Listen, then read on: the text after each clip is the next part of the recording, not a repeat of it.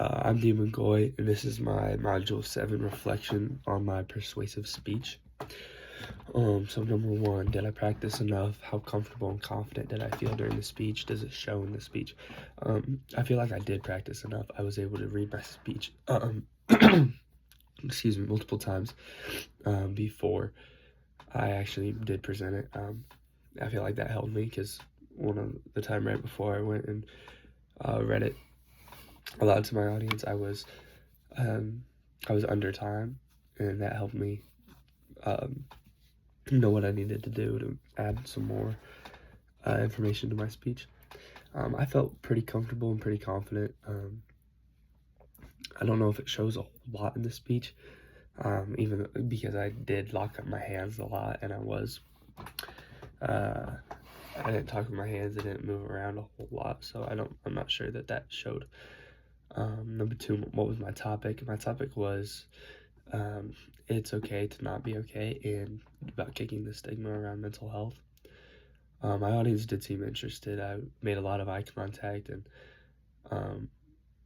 they seemed to catch on with the emotional aspect of it, as they were getting a little upset, like sad, not upset, a little sad at the description of somebody crying on the floor. And so I do think they were interested in that. To make it more interesting, I would maybe add another example in the introduction, or maybe in the conclusion, to get them more involved.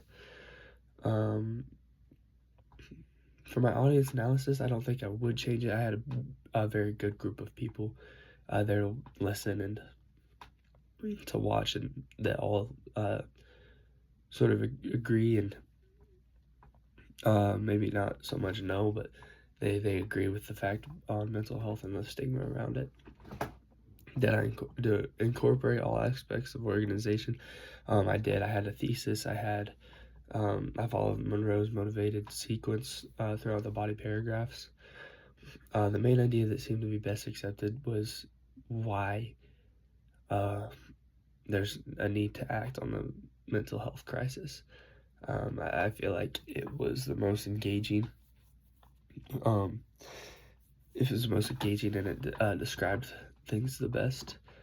The least accepted was probably the so why should you act? Why should you? Why should you do this? Why should you express your emotions? I think this was least accepted. I don't know if my facts were all effective. I could probably get some more effective facts and maybe make better by adding a personal sort of example in there. It was also like one of my shortest paragraphs too, so maybe that could be the case. I did use support material to number 4. I did use support material to back up the ideas. I use websites and facts from mental health professionals. I did say them out loud, so that helps my credibility. I think I had enough sources. I tried to organize them in a way where they would sound smooth, and they didn't seem forced. They seemed like they went along with the topic well. I did my gestures and body language complement my ideas. Not entirely. My body language wasn't great because I was just like locking up my hands like more than I should. But other than that, my voice, it was loud. I had good eye contact most of the time. I still struggle with that, I know, but my speed and volume, those were both good. I got comments from my audience after that about that, and they were positive. My notes were used. I don't think they tripped me up a whole lot, but I was able to use them, and that helped. I did incorporate my visual aids.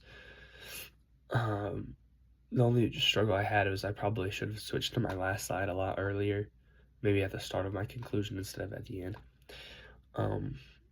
But no, other than that, the visual aids worked well. I was able to add some pictures and relate things back to what people know. Like we're live in Indiana. People know the Indianapolis Colts, and I was able to relate kicking the stigma back to them. Definitely. enhance my speech.